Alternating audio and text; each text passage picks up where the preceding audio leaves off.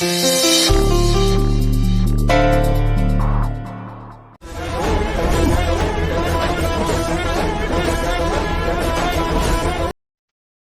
ಹತ್ರ ಜನನಿ ಮಗುವಾಗಿ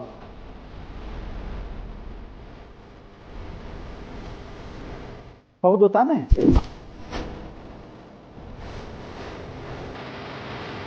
ಅರಸನ ಕೋಟೆಯಲ್ಲಿ ಬೆಳೀತಿರೋದೇ ನಿನ್ನ ಮಗು, ಹೌದು ತಾನೆ?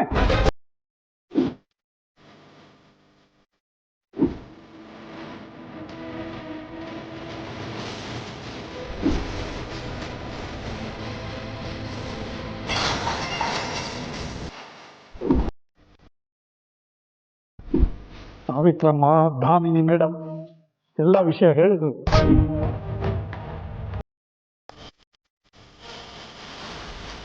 ಆದರೆ ಸತ್ಯ ನಿನ್ ಬಾಯಲ್ಲೇ ಬರಲಿ ಅಂತ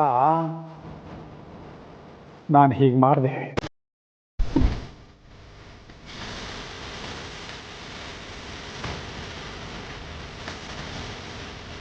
ಆದರೆ ನೀನು ಯಾಕೆ ಹೀಗೆ ಮಾಡಿದೆ? ನೀನು ಹೆತ್ತ ಮಗುನ ಜನನಿಗೆ ಯಾಕೆ ಕೊಟ್ಟೆ?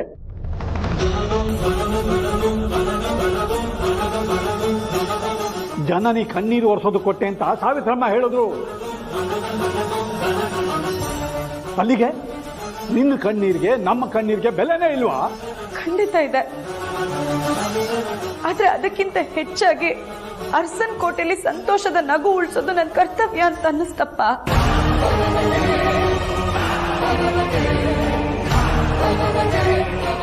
ನನ್ನ ಮಗು ಜನನಿ ಮಗುವಾಗಿ ಆ ಮನೆ ಸೇರೋದ್ರಿಂದ ಮಾತ್ರ ಅದು ಸಾಧ್ಯ ಅಂತ ನನಗೆ ಅರ್ಥ ಆಯ್ತಪ್ಪ.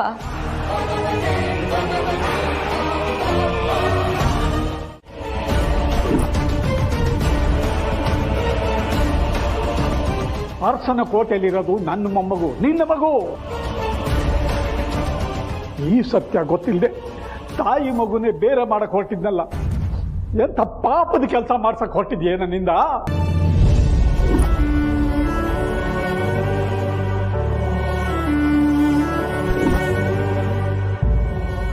ಅವತ್ತು ಚಿಕ್ಕ ಯಜಮಾನರು ಮಗುನ ಕರ್ಕೊಂಡು ಬಂದು, ಸಾರ್ಥಿ ಇದು ನನ್ನ ಮಗು ಅಲ್ಲ, ಪಾರ್ವತಿ ಅತ್ತಿಗೆ ಮಗು, ದಯವಿಟ್ಟು ಇದನ್ನು ಎತ್ಕೊಂಡು ಆಶೀರ್ವಾದ ಮಾಡಿಕೊಡಿ ಅಂತಂದ್ರು.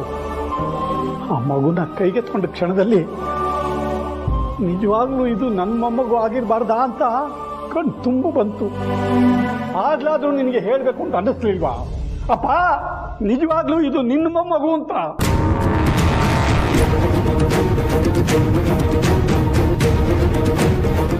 ನಿನ್ನ ಮಗುಗೆ ಅಂತ ಮಾತಾಡ್ಕೊಂಡಿದ್ದು ತೊಟ್ಲು ನೋಡಿದಾಗೆಲ್ಲ ನನಗೆ ಕಣ್ಣೀರು ಬರೋದು. ಅರಸನ ಕೋಟೆಯಲ್ಲಿ ಬೆಳೀತಿರೋದು ನಿನ್ನ ಮೊಮ್ಮಗು ಅಪ್ಪ, ಮಗು ಜೀವಂತವಾಗಿದೆ ಅಂತ ಒಂದೇ ಒಂದು ಮಾತು ಯಾಕೆ ಹೇಳಲಿಲ್ಲ ನೀನು? ಸಾಲದ್ದಕ್ಕೆ ಆ ರತ್ನವೇಣಿ ನೀನು ಮಗುನ ಕಳ್ಕೊಂಡಿರೋಳು ನಾಮಕರಣಕ್ಕೆ ಬರಬೇಕೋ ಬೇಡವೋ ಅಂತ ಯೋಚನೆ ಮಾಡಮ್ಮ ಅಂತ ಚುಚ್ಚಿ ಮಾತಾಡೋದನ್ನ ಸಹಿಸ್ಕೊಳ್ಳುವಂತ ದೊಡ್ಡತನ ನಿಂದು. ದೊಡ್ಡತನ ಅಲ್ಲ, ಅದು ದಡ್ಡತನ. ರತ್ನವೇಣಿ ಹೆತ್ತು ತಾಯಿಯಾಗಿರೋ ನಿನ್ನನ್ನೇ ಮಗು ವಿಷಯದಲ್ಲಿ ತಿರಸ್ಕಾರ ತೋರಿಸ್ತಾಳಲ್ವಾ? ಕಾದಿದೆ ಇವತ್ತು ಅವಳಿಗೆ.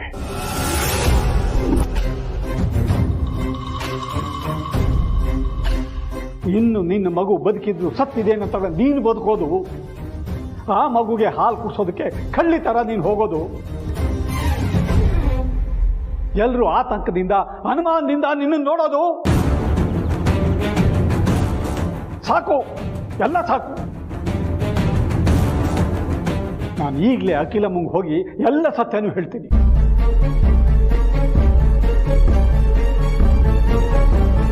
ನಿನ್ನ ಮಗುನ ಅದು ಹೇಗೆ ಅವ್ರು ವಾಪಸ್ ಕೊಡಿಸ್ತಾರೋ ಅವರೇ ಕೊಡಿಸ್ಲಿ. ಅಪ್ಪ,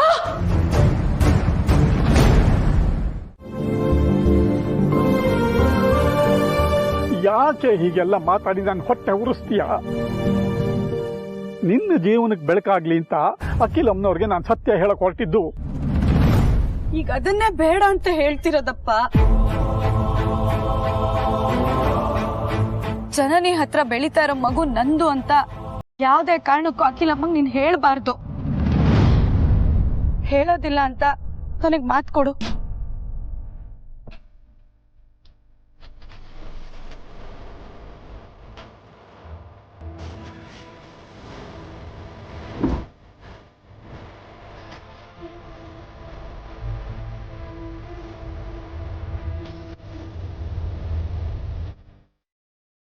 ಅರಸನ ಕೋಟೆಗೆ ನಾನು ಡ್ರೈವರ ಕೆಲಸ ಸೇರ್ಕೊಂಡು ಹೊಸದು.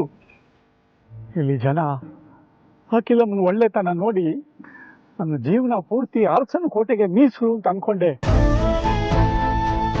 ಅರಸನ ಕೋಟೆ ನೆಮ್ಮದಿಗೋಸ್ಕರ ಯಾವ ತ್ಯಾಗ ಬೇಕಾದರೂ ಮಾಡಬಲ್ಲೆ ಅನ್ನೋ ಮನಸ್ಥಿತಿ ತಲುಪಿಬಿಟ್ಟೆ. ಅದಕ್ಕೆ ನಿನ್ನ ದೊಡ್ಡ ಯಜಮಾನ್ರ ಪ್ರೀತಿ ಅಖಿಲಮ್ಮ ಗೊತ್ತೇ ಇಲ್ಲ ಅಂದ ಕೂಡಲೇ ನಿನಗೆ ವಿಷ ಕೊಟ್ಟು ಕೊಲ್ಲೋದಕ್ಕೆ ಸಿದ್ಧನಾದೆ.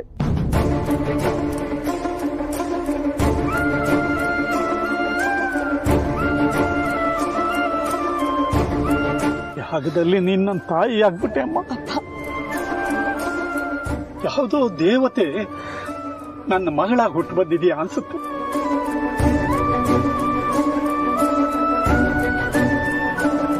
ಇನ್ನು ನನ್ನ ಜೀವನದ ಪ್ರತಿ ಕ್ಷಣನೂ ನಿನ್ನ ಸಂತೋಷಕ್ಕೆ ಮೀಸಲು ಕಣೆ. ಅಪ್ಪ, ನೀನ್ ನನ್ನ ಇಲ್ಲಿಂದ ಕಳಿಸ್ತಾ ಇದ್ರೆ ಸಾಕು. ನನ್ ಮಗು ಮುಖನ ದಿನಕ್ ಒಂದ್ಸಲ ನೋಡಿದ್ರೆ ನನಗದೇ ನೆಮ್ಮದಿ ಅಪ್ಪ.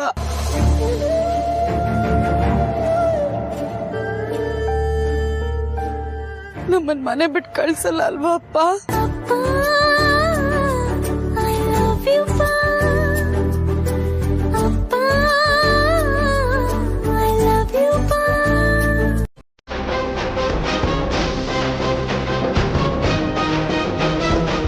ಅಪ್ಪ, ಮಗಳಿಗೆ ಏನೋ ಭಾಷೆ ಕೊಡೋ ತರ ಇತ್ತು.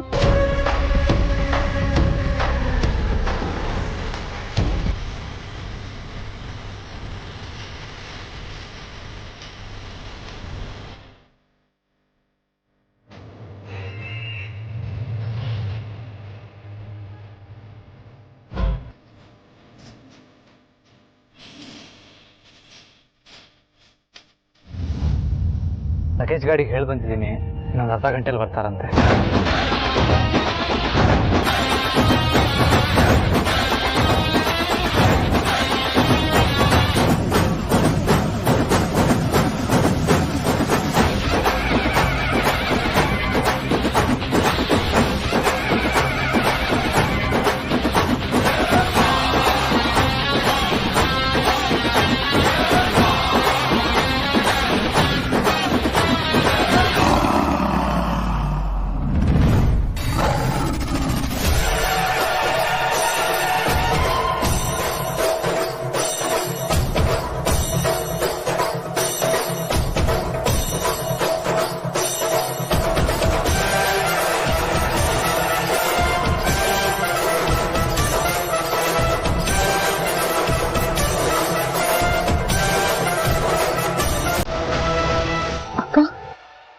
ನೀವು ಬೇರೆ ಬಾಡಿಗೆ ಮನೆಗೆ ಹೋಗ್ತಿದ್ದೀರಂತೆ, ಹೌದಾ?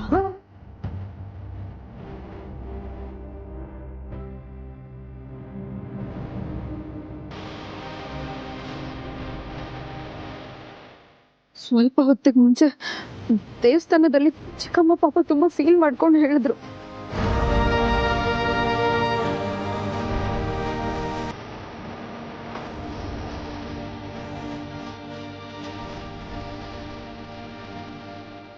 ನನಗೆ ವಿಷಯ ಗೊತ್ತಿತ್ತು, ಆದರೂ ಯಾಕೆ ಹೇಳಿಲ್ಲ ಅಂದರೆ ಜನನಿ ನಾಳೆ ನನ್ನ ಬಗ್ಗೆ ತಪ್ಪು ತಿಳ್ಕೊಬಾರ್ದು ಅಂತ. ಹಾಗೆ ಅವಳ ಮುಂದೆ ನಾನು ಒಳ್ಳೆಯವಳಾಗೋಕ್ಕೋಸ್ಕರ ಹಾಗೆ ಹೇಳಿದೆ. ನಾವಿಲ್ಲಿಗೆ ಬರೋಷ್ಟರಲ್ಲಿ ಈ ಪೀಡೆ ತೊಲಗಿರುತ್ತೆ ಅನ್ನೋ ಧೈರ್ಯದಲ್ಲಿ ಕೊನೆ ಕ್ಷಣದಲ್ಲಿ ಹೇಳಿದೆ.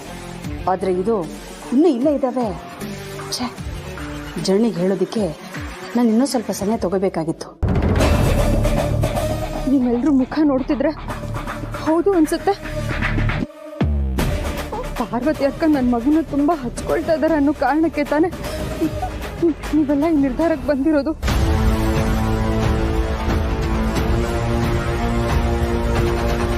ಆದ್ರೆ ಆದಿಬಾಬಾ ಮತ್ತೆ ಪಾರ್ವತಿ ಅಕ್ಕ ಅರಸನಕೋಟೆ ಬಿಟ್ಟು ಹೋಗೋದನ್ನ ನಾನು ಖಂಡಿತ ಒಪ್ಪಲ್ಲ.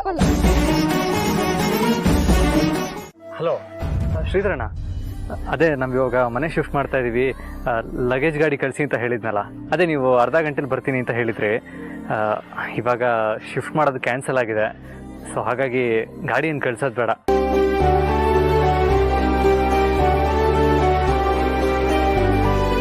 ಆದರೆ ನೀವೇನೂ ಬೇಜಾರಾಗ್ಬಿಡಿ, ನಿಮಗೆ ಲಾಸ್ ಆಗೋದಕ್ಕೆ ನಾನು ಬಿಡಲ್ಲ. ಬಾಡಿಗೆ ಹಣನ ನಾನು ನಿಮ್ಗೆ ತಲುಪಿಸ್ತೀನಿ. Okay, thanks.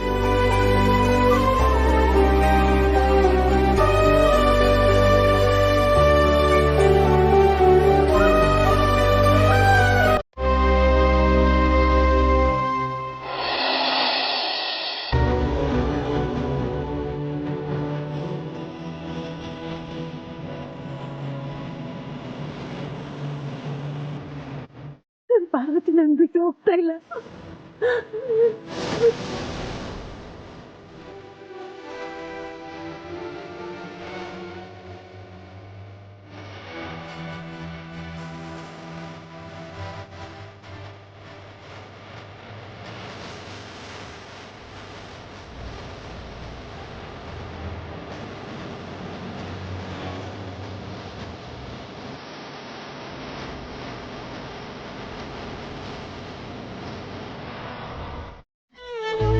ಹೇಗಿದ್ರು ಅವ್ರು ಮಾತ್ರೆ ಕೊಟ್ಟಿದ್ದಾರಲ್ಲ, ತಪ್ಪಿಸ್ದೆ ತಗೋ, ಎಲ್ಲ ಸರಿ ಹೋಗುತ್ತೆ. ಧೈರ್ಯ ತಂದ್ಕೋ ಜನನಿ. ನೀವ್ ನನಗೊಂದು ಭರವಸೆ ಕೊಡೋದಾದ್ರೆ ಮಾತ್ರ ನಾನ್ ಧೈರ್ಯವಾಗಿರೋದಕ್ಕಾಗತ್ತೆ. ಏನ್ ಭರವಸೆ? ನೀವ್ ನಂಗೆ ಔಷಧಿ ಮಾಡ್ಕೊಡ್ಬೇಕು.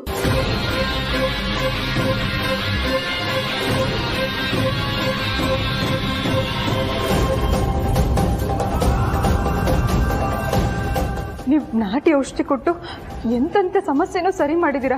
ಅದೇ ತರ ನನಗೂ ಎದೆ ಹಾಲು ಬರೋ ತರ ಯಾವ್ದಾದ್ರು ಔಷಧಿನೋ ಇಲ್ಲ ಕಷಾಯನೋ ಮಾಡ್ಕೊಡ್ಬೋದಾ ಪ್ಲೀಸ್? ಜನನಿಗೆ ಎದೆ ಹಾಲು ಬರ್ದೇ ಇರೋದು ನನಗೂ ನೋವಿದೆ. ಆದರೆ ಆ ಕಾರಣಕ್ಕೆ ನನಗೆ ನನ್ನ ಮಗು ಕೆಲವು ಸಲನಾದರೂ ಹಾಲು ಕೊಡಿಸೋ ಅದೃಷ್ಟ ಸಿಕ್ಕಿತ್ತು. ಜನನಿಗೀಗ ಸಮಸ್ಯೆ ಸರಿ ಹೋದ್ರೆ ನಾನು ನನ್ನ ಮಗುಗೆ ಹಾಲು ಕೊಡಿಸೋ ಅದೃಷ್ಟನೂ ಕಳ್ಕೊತೀನಿ. ಪರವಾಗಿಲ್ಲ, ನನಗೆ ನನ್ನ ತಂಗಿ ಸಂತೋಷ ಎಲ್ಲದಕ್ಕಿಂತ ಮುಖ್ಯ. ಏನ್ ಯೋಚನೆ ಮಾಡ್ತಿದ್ದೀರಾ ಅಕ್ಕ? ನನಗೆ ಔಷಧಿ ಮಾಡ್ಕೊಡ್ತೀರಾ ತಾನೆ? ನಿನಗೆ ಔಷಧಿ ಕೊಡದೆ ಇನ್ಯಾರಿಗೆ ಕೊಡ್ಲಿ ಜನನಿ? ಖಂಡಿತ ಕೊಡ್ತೀನಿ. ಥ್ಯಾಂಕ್ ಯು ಅಕ್ಕ, ಥ್ಯಾಂಕ್ ಯು ಸೋ ಮಚ್. ಈ ಕ್ಷಣನೇ ನನ್ನ ಸಮಸ್ಯೆ ಎಲ್ಲ ಸರಿ ಹೋಯ್ತು ಅನಿಸ್ತಿದೆ.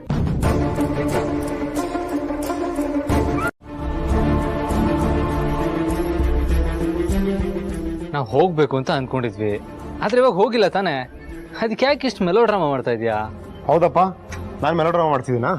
ನೀವು ಈಗ ಹಾರರ್ ಥ್ರಿಲ್ಲರ್ ಜೊತೆಗೆ ಎಮೋಷನಲ್ ಡ್ರಾಮಾ ತೋರ್ಸಕ್ ಕೊಟ್ಟಿದ್ರಲ್ಲ, ಅದಕ್ಕೆ ನಂತ್ಯ? ಆಯ್ತಪ್ಪ, ಇವಾಗ ಅದಕ್ಕೆ ಸಾರಿ ಕೇಳಿದ್ನಲ್ಲ ಪ್ರೀತು. ನನ್ಗೇನ್ ಬೇಕಾಗಿಲ್ಲ. ಸರಿ, ಇವಾಗ ನಿನ್ ಕೋಪ ಕಮ್ಮಿ ಮಾಡ್ಬೇಕಂದ್ರೆ ನಾವು ಏನ್ ಮಾಡ್ಬೇಕು? ಏನು ಮಾಡ್ಬಿಡಗ್ರು? ಏನ್ ಮಾಡ್ಬೇಕಂತ ನನಗೆ ಗೊತ್ತು, ನಾನು ಮಾಡ್ತೀನಿ.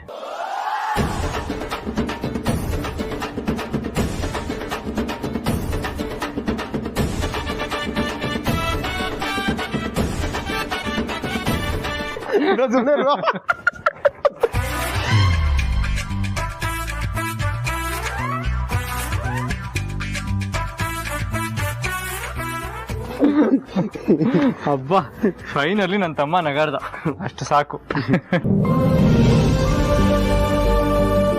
ಬಟ್ ಆದ್ರೂ ನಿಜ ಹೇಳ್ತೀನಿ ಬ್ರೋ, ನೀವು ಅಕಸ್ಮಾತ್ ಆರ್ಸನ್ ಕೋಟೆ ಬಿಟ್ಟೋಗಿದ್ ನಿಜನೇ ಆಗಿದ್ರೆ ಜನನಿ ಮಗು ಜೊತೆ ನಿಮ್ ಬಾಡಿಗೆ ಮನೆಗೆ ಬಂದು ಸೆಟ್ಲ್ ಆಗ್ಬಿಡ್ತಿದ್ದೆ.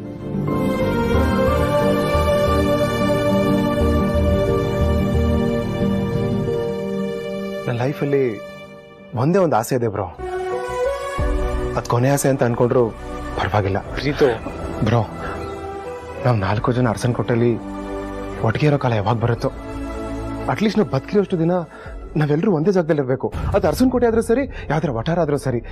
ಅದಕ್ಕೆ ನೀವಿಬ್ರು ಇದನ್ನ ನಡೆಸ್ಕೊಡ್ಲೇಬೇಕು.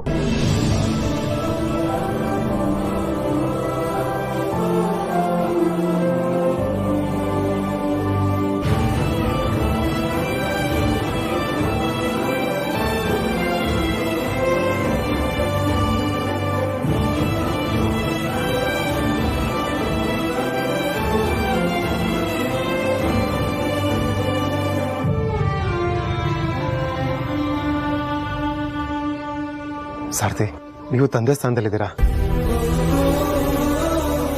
ನಿಮಗೆ ಕೈ ಮುಗಿದು ಕೇಳ್ಕೊಳ್ತಾ ಇದ್ದೀನಿ, ಮತ್ತೆ ಇವ್ರನ್ನ ದೂರ ಕಳಿಸೋ ಯೋಚನೆ ಮಾಡಿಬಿಡಿ. ನಾನು ಬದುಕಿರೋವರೆಗೂ ಇನ್ನಂತ ತಪ್ಪು ಮಾಡಲ್ಲ ಚಿಕ್ಕ ಯಜಮಾನ್ರೆ.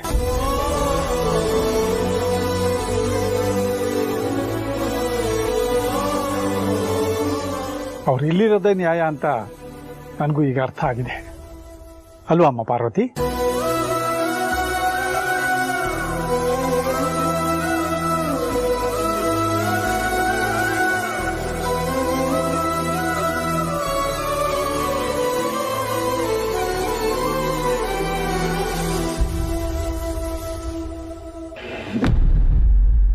ಚಿಕ್ಕತ್ತೇನು ಕಳ್ಸಿದ್ದಾರೆ.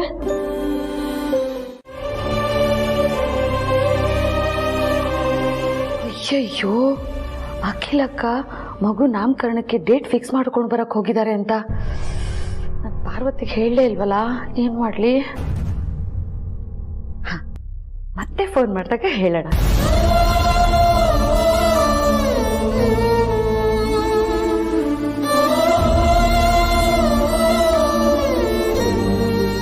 ಕಂದ, ಇನ್ಮೇಲಿಂದ ನೀನು ಜನನಿನೇ ಅಮ್ಮ ಅನ್ಕೊಂಡು ಬೆಳಿಬೇಕು. ಅದೇ ವಾಸ್ತವ. ಅದನ್ನ ಯಾರ ಕೈಯಲ್ಲೂ ತಪ್ಪಿಸೋದಕ್ಕಾಗಲ್ಲ. ಅರ್ಥ ಆಯ್ತಲ್ವ ಪುಟ್ಟ?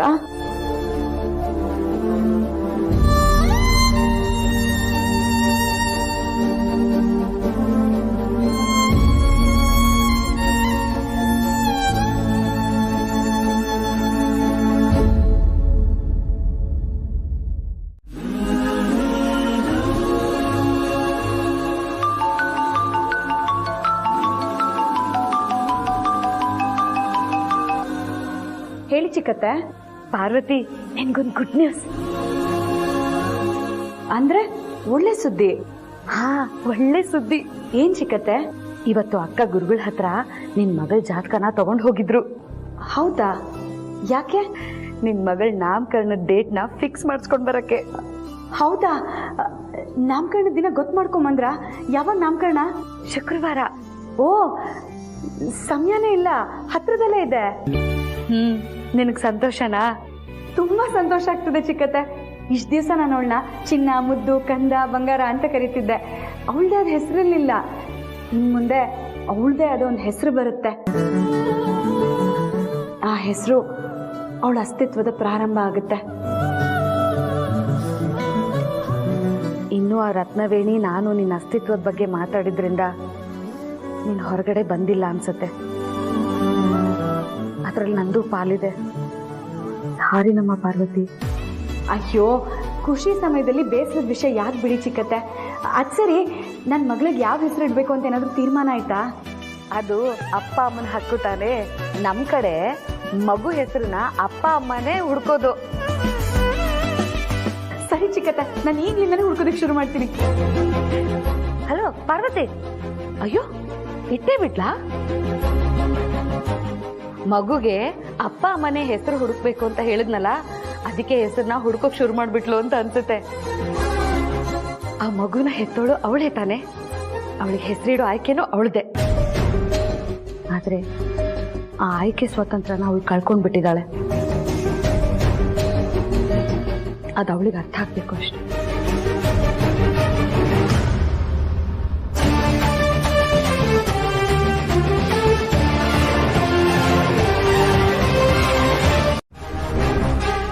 ದಾಮಿನಿ ಚಿಕ್ಕಮ್ಮನ ಮಕ್ಕಳ ವಿಷಯದಲ್ಲೂ ಅದೇ ಆಗಿತ್ತು. ಈಗಲೂ ಕೂಡ ಪ್ರೀತು ಮತ್ತು ಜಾನ್ನಿ ಸೆಲೆಕ್ಟ್ ಮಾಡಿರೋ ಹೆಸರನ್ನೇ ಫೈನಲ್ ಮಾಡೋದು ಬಾರು. ಹಾಗಾಗಿ ನಾವು ಮಗುಗೆ ಹೆಸರನ್ನ ಸೆಲೆಕ್ಟ್ ಮಾಡೋ ಅಗತ್ಯ ಬರಲ್ಲ ಅಂತ ಅನ್ಸುತ್ತೆ.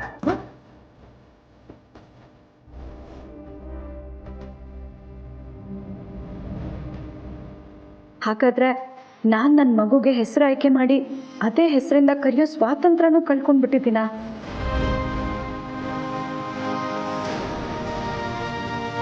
ಹೇಳೋಕ್ಕಾಗದಿದ್ರೆ ಏನಂತೆ ಪಾರು, ನಾಮಕರಣದ ದಿನ ನಾವಿಬ್ಬರು ಹೋಗಿ ಒಂದು ಮುದ್ದಾದ ಗಿಫ್ಟನ್ನು ಮುಗಿಸ್ಕೊಳ್ಳೋಣ.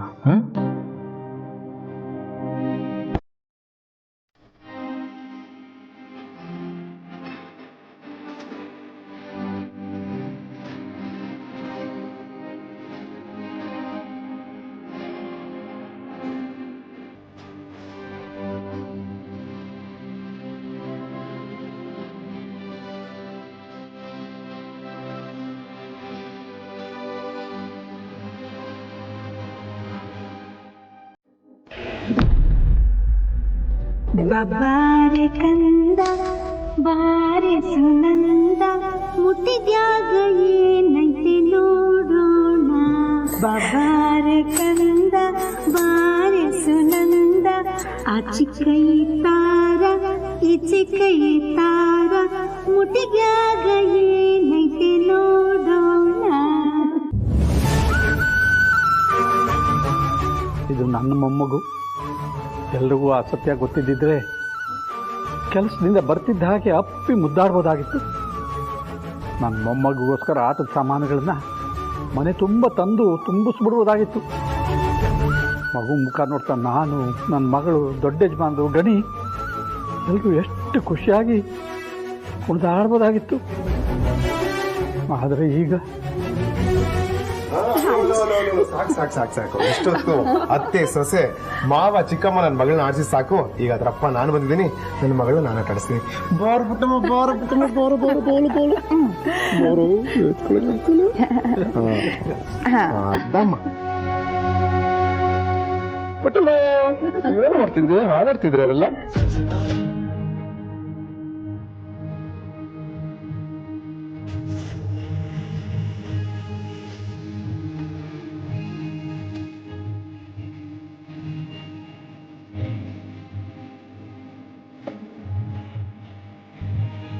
ನೋಡಿ ಅತ್ತೆ, ಇವಳನ್ನ ಹಗೆಲ್ಲ ಎತ್ಕೊಂಡು ಆಟ ಆಡ್ಸೋದು ನಾವು, ಅದ್ ಯಾವ್ದು ಲೆಕ್ಕಕ್ಕಿಲ್ಲ. ಅಪ್ಪ ಬರ್ತಿದ್ದ ಹಾಗೆ ಈ ಅಮ್ಮನ ಹೊರತು ಎಷ್ಟು ಚೆನ್ನಾಗಿ ಆಟ ಆಡ್ಕೊಂಡಿದ್ದಾಳೆ ಅಂತ.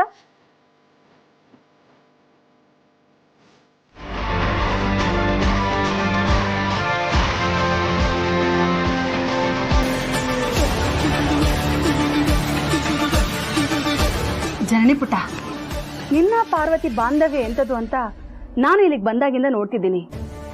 ಆದರೂ ನಿನ್ನ ಮಗು ನಾಮಕರಣಕ್ಕೆ ಅವಳನ್ನ ಕರಿಬೇಕು ಅಂತ ಅಂತಿದ್ದ ಹಾಗೆ ನನ್ನ ಮನಸ್ಸಲ್ಲಿ ಏನೋ ಒಂಥರ ಕಳವಳನಮ್ಮ.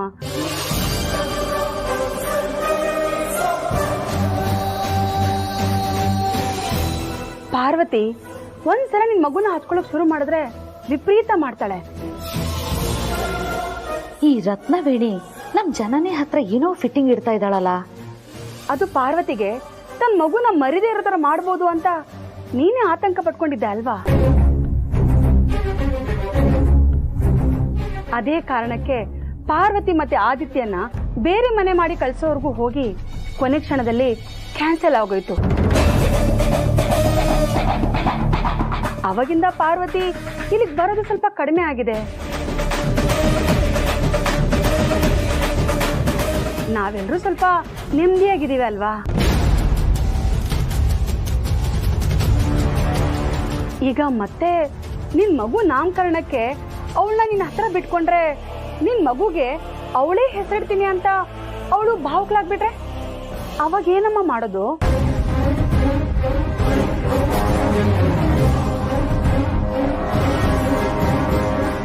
ನೀವು ಹೇಳ್ತಾ ಇರೋದು ಕರೆಕ್ಟು ಚಿಕ್ಕಮ್ಮ. ಈ ಪಾಯಿಂಟ್ ಆಫ್ ವ್ಯೂ ಅಲ್ಲಿ ನಾನು ಯೋಚನೆ ಮಾಡಿರ್ಲಿಲ್ಲ. ಆದ್ರೆ ಅತ್ತೆ ಮಾವ ಕೇಳಿದ್ರೆ ಏನ್ ಹೇಳೋದು? ರಘು ಅಣ್ಣಂಗೆ ಸ್ವಲ್ಪ ಬೇಜಾರಾಗ್ಬೋದು. ಆದ್ರೆ ಅಖಿಲ ಅದಕ್ಕೆ ನಿನ್ನ ಆತಂಕನ ಅರ್ಥ ಮಾಡ್ಕೊಳ್ದೇ ಇರಲ್ಲ. ಪಾರ್ವತಿನ ಮತ್ತೆ ಇಲ್ಲಿ ಕರ್ಕೊಂಡ್ ಬರ್ಬೇಕು ಅನ್ನೋ ನಿರ್ಧಾರಕ್ಕೆ ಬಂದಿದ್ರು ನಿನಗದು ಇಷ್ಟ ಇಲ್ಲ ಅಂತ ಗೊತ್ತಾಗ್ತಿದ್ದ ಹಾಗೆ ಅಖಿಲ ಅದಕ್ಕೆ ಅವರು ತಮ್ಮ ನಿರ್ಧಾರನ ಬದಲಾಯಿಸಿಲ್ವಾ?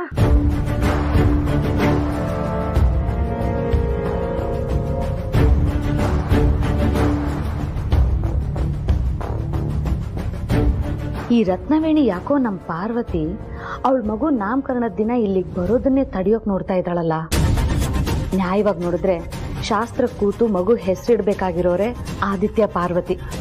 ಆದ್ರೆ ಈಗ ಅವರಿಗೆ ಮಗು ನಾಮಕರಣ ಶಾಸ್ತ್ರ ನೋಡೋ ಅದೃಷ್ಟನೂ ಕಿತ್ಕೊಳ್ಳೋ ಹಾಗೆ ಕಾಣ್ತಿದ್ದಾಳಲ್ಲ ಈ ಹೆಂಗಸು. ಅದಕ್ಕೆ ನಾನ್ ಚಾನ್ಸ್ ಕೊಡಬಾರ್ದು. ಬೇರೆಯವ್ರ ಜೀವನನ ಬೆಳಗೋ ಮನೆತನದಿಂದ ಬಂದವ್ರು ಇವರು ಇನ್ನೊಬ್ರ ಜೀವನ ಹಾಳು ಮಾಡೋದಕ್ಕೆ ಹೋಗ್ತಾರಾ? ಇವರು ನನ್ನ ಜೊತೆ ಹುಟ್ಟದೇ ಇರ್ಬೋದು, ಆದ್ರೆ ಇವರು ನನ್ನ ಒಡ ಹುಟ್ಟಿದ ತಂಗಿನೇ. ನನ್ನ ಮುಖ ಹಾಳು ಮಾಡುವಂತ ಬುದ್ಧಿ ಅವ್ರಿಗಿಲ್ಲ ಅಂತ ನಮ್ಮ ಯಜಮಾನ್ರ ಮೇಲೆ ಬೇಕಾದ್ರೆ ಆಣೆ ಮಾಡಿ ಹೇಳ್ತೀನಿ. ಎಲ್ರೂ ನಿನ್ ವಿರುದ್ಧ ನಿಂತಾಗ ನಿನ್ ಪರ ನಿಂತಿದ್ದು ನಿನ್ ಪಾರ್ವತಿ ಅಕ್ಕ. ಆ ಮೋನಿಕಾ ಬಂದು ನಿನ್ ಸಂಸಾರದಲ್ಲಿ ಅಲ್ಲೋಲ ಕಲ್ಲೋಲ ಆದಾಗ ಅದನ್ನ ಸರಿಪಡಿಸಿದ್ಯಾರು ಹೇಳು? ನಿನ್ನ ಅಕ್ಕ ಪಾರ್ವತಿನೇ ಅಲ್ವಾ?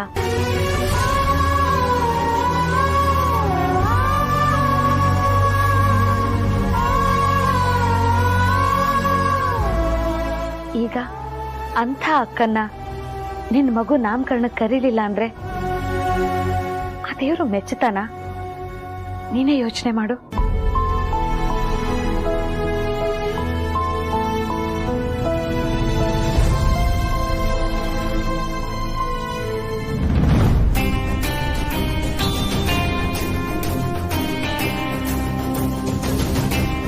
ಜನನಿ ಅವಳ ಮನಸ್ಸನ್ನ ಬದಲಾಯಿಸ್ಕೊಳ್ಳೋ ಥರ ಕಾಣಿಸಿದಾಳೆ.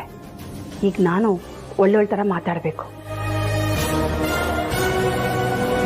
ಪಾರ್ವತಿ ಇಷ್ಟೆಲ್ಲ ತ್ಯಾಗ ಮಾಡಿದಾಳೆ ಅಂದಮೇಲೆ ಅವಳನ್ನ ನಿನ್ ಮಗು ನಾಮಕರಣಕ್ಕೆ ಕರೀಲೇಬೇಕು ಬಿಡಮ್ಮ.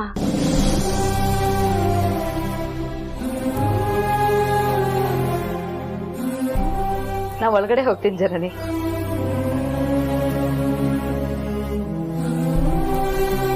ಜನನಿ ಪುಟ್ಟ, ನಾಳೆ ಆಮಂತ್ರಣ ಪತ್ರಿಕೆ ಸಿದ್ಧ ಆಗ್ತಿದ್ದ ಹಾಗೆ ನಾವು ಮೊದಲು ಹೋಗಿ ನಿಮ್ ಪಾರ್ವತಿ ಅಕ್ಕಗೆ ಕೊಟ್ಬರೋಣ. ನಾನು ನಿನ್ ಜೊತೆಗೆ ಬರ್ತೀನಿ, ಸರಿನಾ? ಸರಿ ಚಿಕ್ಕಮ್ಮ.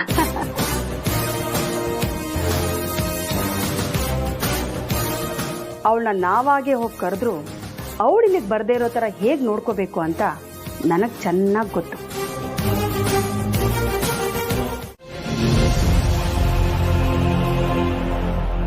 ನಿಮ್ಮಪ್ಪ ನಿನ್ ಗಂಡ ನನ್ ಬಗ್ಗೆ ಅಷ್ಟೆಲ್ಲ ಮಾತಾಡಿದ್ರು ನಾನ್ ಮಾತ್ರ ಅದನ್ನೆಲ್ಲ ಮನ್ಸಿಗೆ ಹಚ್ಕೊಳಲ್ಲಮ್ಮ. ಯಾಕಂದ್ರೆ ನನಗೆ ಜನ ನನ್ನ ಬಗ್ಗೆ ಏನ್ ಅನ್ಕೋತಾರೆ ಅನ್ನೋದಕ್ಕಿಂತ ನನ್ ಮಗಳು ಖುಷಿನೇ ಮುಖ್ಯ. ಇಷ್ಟೆಲ್ಲ ಹೇಳಿದೀನಿ, ಇಷ್ಟೆಲ್ಲ ಹೇಳಿದ್ಮೇಲೂ ನೀನ್ ಬರ್ತೀನಿ ಅನ್ನೋದಾದ್ರೆ ನಾಚಿಕೆ ಬಿಟ್ಟು ಬಾಮ್ಮ. ಬಾಯಿ ಮುಚ್ಕೊಂಡು ಇಲ್ಲಿಂದ ಹೋದ್ರೆ ಸರಿ, ಇಲ್ಲ ಅಂದ್ರೆ ನನ್ನ ಮಗಳಿಗೆ ಯಾರು ಇಲ್ಲ ಅನ್ಕೊಂಡ್ಬಿಟ್ಟಿದ್ದಾರೆ. ಅವರಪ್ಪ ನಾನ್ ಬದುಕಿದ್ದೀನಿ, ಇನ್ನು ಯಾರಾದ್ರೂ ನನ್ನ ಮಗಳ ತಂಟೆಗೆ, ಅದರಲ್ಲೂ ಮಗು ವಿಷಯಕ್ಕೆ ಬಂದ್ರೆ ಕಾದಿದೆ ಒಬ್ಬೊಬ್ಬರಿಗೂ.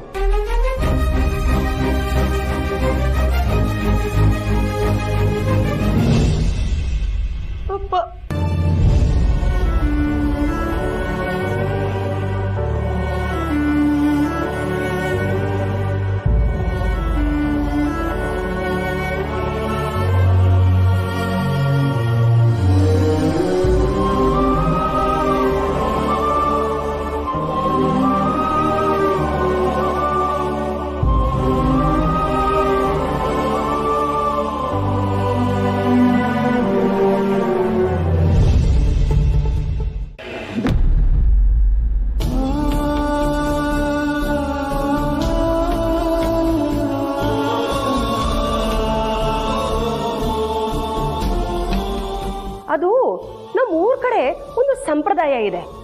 ಗರ್ಭ ಖಾಲಿ ಆಗಿರೋರು, ಮಗುನ ಹೆತ್ತು ಆಮೇಲೆ ಆ ಮಗು ಸತ್ತೋಗಿರೋರು ನಾಮಕರಣದಂತಹ ಶುಭ ಕಾರ್ಯಗಳಲ್ಲಿ ಭಾಗವಹಿಸಬಾರ್ದು ಅಂತ ಹೇಳ್ತಾರೆ. ಇಷ್ಟೆಲ್ಲ ಹೇಳಿದೀನಿ, ಇಷ್ಟೆಲ್ಲ ಹೇಳಿದ್ಮೇಲೂ ನೀನ್ ಬರ್ತೀನಿ ಅನ್ನೋದಾದ್ರೆ ನಾಚಿಕೆ ಬಿಟ್ಟು ಬಾಮ್ಮ.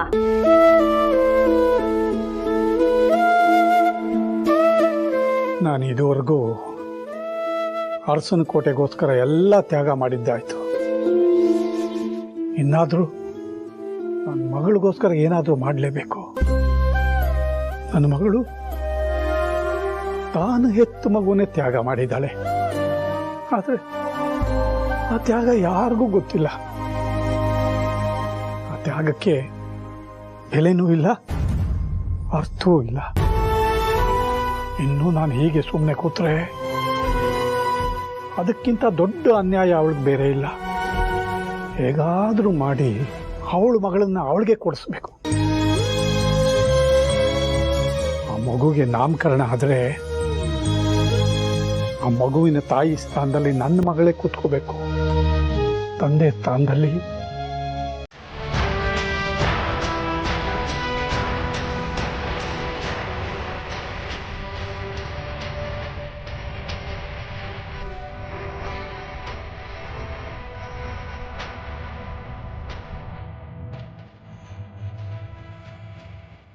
ಜನನಿ, ಮಗು ಹತ್ರ ಯಾರಿದಾರಮ್ಮ? ಅವಳಿನ್ನೂ ಮಲಗಿದಾಳತ್ತೆ. ಮಗು ಹತ್ರ ದಾಮಿನಿ ಚಿಕ್ಕತ್ತೆ ಇರ್ತೀನಿ ಅಂತ ಹೇಳಿದ್ರು, ಅದಕ್ಕೆ ಬಿಟ್ಟು ಬಂದೆ. ಅದೇ ನೋಡ್ತಾ ಇದ್ದೆ, ಮಗುನ ಬಿಟ್ಟು ಒಂದು ನಿಮಿಷನೂ ಇಲ್ಲದೆ ಇರೋ ನೀನು ಇಷ್ಟೊಂದು ರಿಲ್ಯಾಕ್ಸ್ಡ್ ಆಗಿ ಕೂತಿದೀಯಲ್ಲ, ಹೇಗೆ ಅಂತ.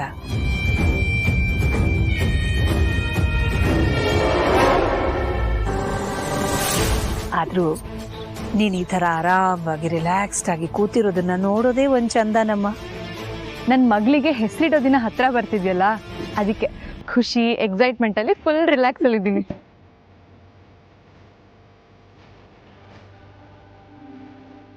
ಅದಕ್ಕೆ ಮಗುನ ಹಾಸ್ಪಿಟ್ಲಿಂದ ಕರ್ಕೊಂಡ್ ಬಂದಾಗಿಂದನು ನಾವು ಒಂದು ಹೊಸ ತೊಟ್ಲು ತಂದು ಅದರಲ್ಲೇ ಮಲಗಿಸ್ತಾ ಇದ್ವಿ.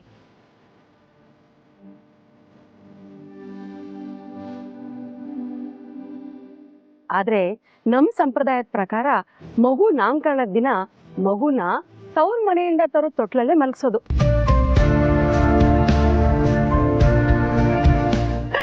ಆಮೇಲೆ ಅಲ್ಲಿಂದ ಮಗುನ ಆ ತೊಟ್ಲಲ್ಲೇ ಮಲಗಿಸ್ಬೇಕು. ಅದಕ್ಕೆ ನಾನು ಇವತ್ತೇ ಹೋಗಿ ನನ್ನ ಮೊಮ್ಮಗುಗೆ ಒಂದು ಚಿನ್ನ ತೊಟ್ಲನ್ನ ಆರ್ಡರ್ ಮಾಡಿ ಬರ್ತೀನಿ. ಬೇಡ,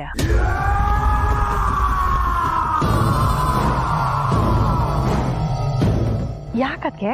ಯಾಕಂದ್ರೆ ನಾಮಕರಣದ ದಿನ ಮಗುನ ಮಲಗಿಸೋದಕ್ಕೆ ಬೇರೆ ತೊಟ್ಲು ರೆಡಿಯಾಗಿದೆ.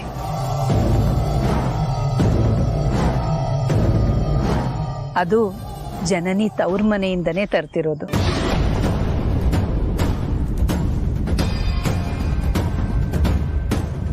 ಹೌದಾ? ಆದ್ರೆ ವೀರಣ್ಣ ಭಾವ ತೊಟ್ಲು ತರ್ತಿರೋ ವಿಷಯ ಹೇಳಿಲ್ವಲ್ಲ. ತೊಟ್ಲು ತರ್ತಿರೋದು ವೀರಣ್ಣ ಅಲ್ಲ, ಮತ್ತೆ ನಮ್ಮ ಹನುಮಂತು.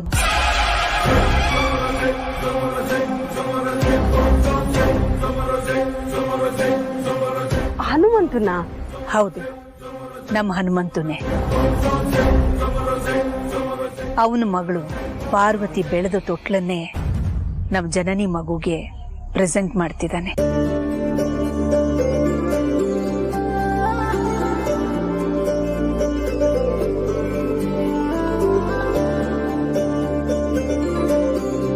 ಅಕ್ಕಮ್ಮ, ಅತ್ತೆ ನನ್ನ ಹತ್ರ ಈ ವಿಷಯದ ಬಗ್ಗೆ ಮಾತಾಡಿನೇ ಈಗ ಅನೌನ್ಸ್ ಮಾಡ್ತಾ ಇರೋದು. ಯಾಕಂದ್ರೆ ಪಾರ್ವತಿ ಅಕ್ಕನ ಅಪ್ಪ ನನಗೂ ಅಪ್ಪನ ಥರಾನೆ ಅಂದ್ಮೇಲೆ ಅವ್ರ ಮನೆ ನನಗೂ ತವ್ರ ಮನೆನೇ ತಾನೆ. ಅದಕ್ಕೆ ಆದ್ರೂ ಆ ಹಳೇ ತೊಟ್ಲಲ್ಲಿ ನಮ್ಮ ಮೊಮ್ಮಗುನ ಮಲಗಿಸೋದು. ಅರು, ಕಾಫಿ ಹೇಗಿದೆ? ಸೂಪರ್ ಆಗಿದೆ ಯಜಮಾನ್ರೆ. ಸರಿ, ನೀನ್ ಕಾಫಿ ಕುಡಿತಾ ಇರು. ನೀನ್ ಕುಡಿದು ಮುಗಿಸೋ ಅಷ್ಟರಲ್ಲಿ ನಾನು ಸಾಥಿನ ಕರ್ಕೊಂಡ್ಬರ್ತೀನಿ. ಹಾ ಬಾವಾ, ಅಪ್ಪನ ಎಲ್ಲಿ ಅಂತ ಹುಡುಕ್ತೀರಾ? ಸಾಥಿ ಎಲ್ಲಿದ್ದಾರೆ ಅನ್ನೋ ಒಂದು ಸ್ಟ್ರಾಂಗ್ ಗೆಸ್ ಇದೆ ಬಾವ. ಆಯ್ತಾ? ಎಲ್ಲಿರ್ಬೋದು? ಅರ್ಸುನ್ ಕೋಟೆಗಂತೂ ಹೋಗೋಕ್ ಚಾನ್ಸ್ ಇಲ್ಲ. ಅಪ್ಪ ಡ್ಯೂಟಿಗೆ ಹೋಗ್ಬೇಕಾದ್ರೆ ಎಷ್ಟೇ ಅರ್ಜೆಂಟ್ ಇದ್ರು ಯೂನಿಫಾರ್ಮ್ ಹಾಕೊಂಡೇ ಹೋಗೋದು. ಅವ್ರು ಇವತ್ತು ಕೆಲ್ಸಕ್ಕೂ ಹೋಗಿಲ್ಲ. ನಿನ್ನೆ ರತ್ನಬೇಣಿ ಬಂದು ಪಾರ್ವತಿಗೆ ಹೇಗೇಗೋ ಮಾತಾಡಿದ್ರಲ್ಲ, ಅದು ಅವ್ರ ಮನಸ್ಸಿಗೆ ತುಂಬ ಡಿಸ್ಟರ್ಬ್ ಮಾಡಿರುತ್ತೆ. ಅದನ್ನ ನಮ್ಮ ಮುಂದೆ ತೋರಿಸ್ಕೊಂಡ್ರೆ ನಾವೆಲ್ಲ ಎಲ್ಲಿ ನೊಂದ್ಕೊಳ್ತೀವೋ ಏನೋ ಅನ್ನೋದು ಅವ್ರ ಕನ್ಸರ್ನ್ ಆಗಿರಬೇಕು. ಅದಕ್ಕೆ ಇಲ್ಲೇ ಎಲ್ಲ ಹೊರಗಡೆ ಕೂತಿರ್ಬೇಕು. ನಾನು ಹೋಗಿ ಕರ್ಕೊಬರ್ತೀನಿ. ಬೇಡ ಯಜಮಾನ್ರೆ, ನೀವು ಹೇಳ್ದಾಗೆ ಅಪ್ಪ ಬೇಸರ ಕಳ್ಕೊಂಡು ಬರೋದಕ್ಕೆ ಅಂತ ಹೋಗಿದ್ರೆ ಅವ್ರು ಬರೋವರೆಗೂ ಕಾಯೋಣ. ನೀವು ಹೋಗೋದು ಮತ್ತದೇ ಮಾತಾಡೋದು ಬೇಸರ ಕಳೆಯೋದಕ್ಕಿಂತ ಹಾಗೆ ಉಳ್ಕೊಂಡು ಬಿಡೋದು ಬೇಡ ಅಲ್ವಾ? ನೀನು ಹೇಳೋದು ಸರಿನೇ. ಕೆಲ್ಸಕ್ಕೆ ಹೋಗೋ ಟೈಮ್ಗೆ ಸಾರ್ಥಿ ಬಂದೇ ಬರಬೇಕಲ್ವಾ? ಬರ್ತಾರೆ. ಸರಿ ಪಾರ್, ನಾನು ಹೋಗಿ ಸ್ನಾನ ಮಾಡ್ಕೊಂಬರ್ತೀನಿ.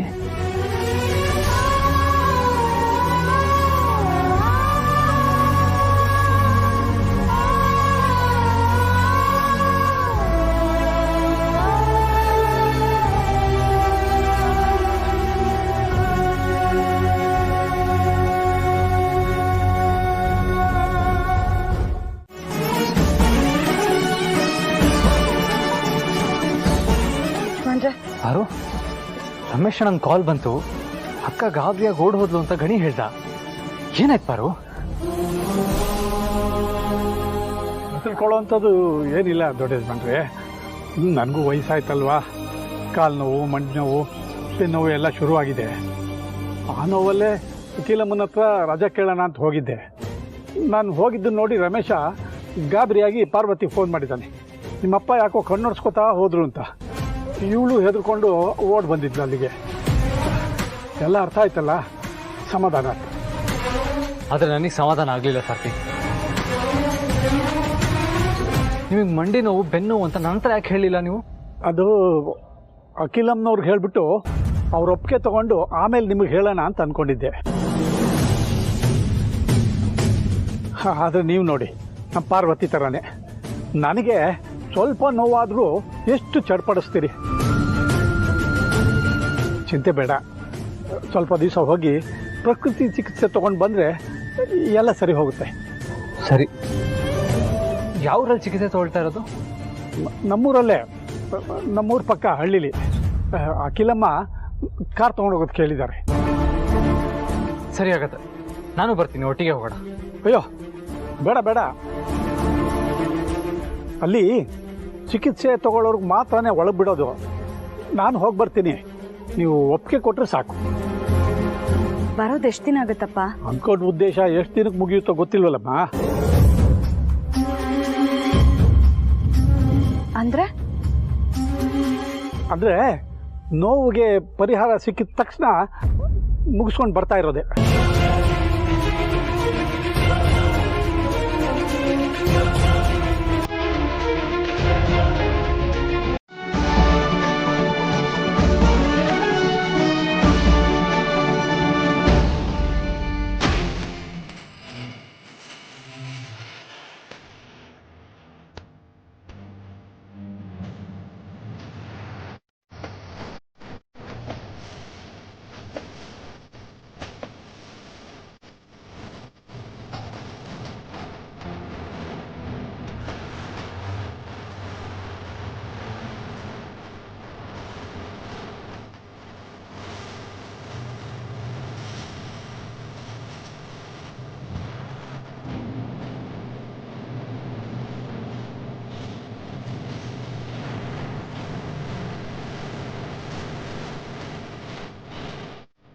ನನ್ನನ್ನು ಕ್ಷಮಿಸ್ಬಿಡು ಕಂದ.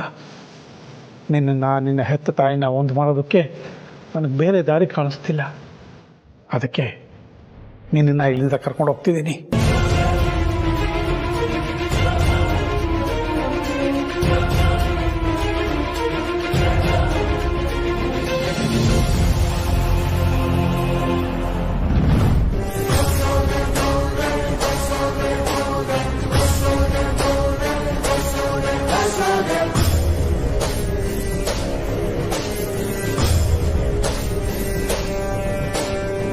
ಹಾಳಾದ ಮರವು ಟವಲ್ ತಗೊಂಡೋಗೋದೇ ಮರ್ತೋಯ್ತು.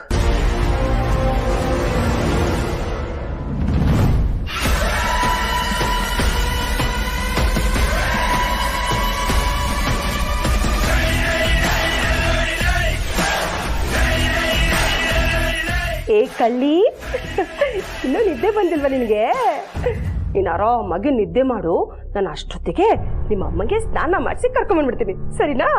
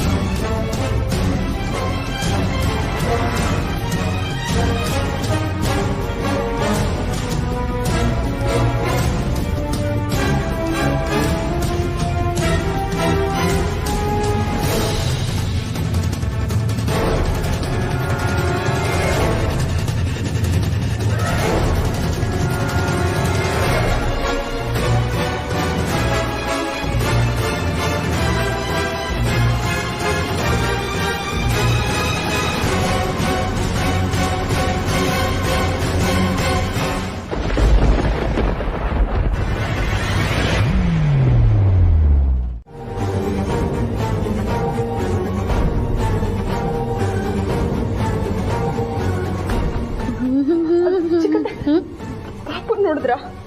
ನೋಡಿದ್ನಲ್ಲ. ಹೌದಾ? ಎಲ್ಲಿ? ನಿಮ್ ಚಿಕ್ಕಮ್ಮನ ಕೈಲಿ 1 ಗಂಟೆ ಹಿಂದೆ.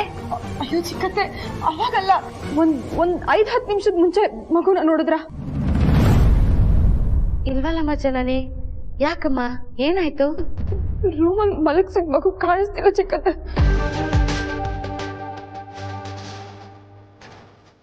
ಜನನಿ, ಮಗು ಕಾಣ್ತಿಲ್ವಾ? ಏನಮ್ಮ ಮಗು ಕಾಣಿಸ್ತಿಲ್ಲ ಅಂದ್ರೆ ಏನರ್ಥ? ಅದೇ ನನಗೂ ಗೊತ್ತಾಗ್ತಿಲ್ಲ ಮಾವ. ಮಗು ಮಲಗಿತ್ತು, ಅದ್ ಎದ್ದೇಳೋದ್ರೊಳಗೆ ಸ್ನಾನ ಮಾಡ್ಕೊಂಡು ಬರೋಣ ಅಂತ ಹೋಗಿದ್ದೆ. ಸ್ನಾನ ಮಾಡ್ಕೊಂಡು ಬಂದು ನೋಡಿದ್ರೆ ಮಗುನೇ ಕಾಣಿಸ್ತಿಲ್ಲ. ಮನೆಯವ್ರೆಲ್ಲರೂ ನೀವು ಇಲ್ಲೇ ಇದ್ದೀರಾ, ನೀವು ಯಾರ ಕೈಲೂ ಮಗು ಇಲ್ಲ ಅಂದ್ರೆ ನನ್ನ ಮಗು ಎಲ್ಲಾಯ್ತು? ನನಗ್ ಗೊತ್ತು ಮಗು ಎಲ್ಲಿದೆ ಅಂತ.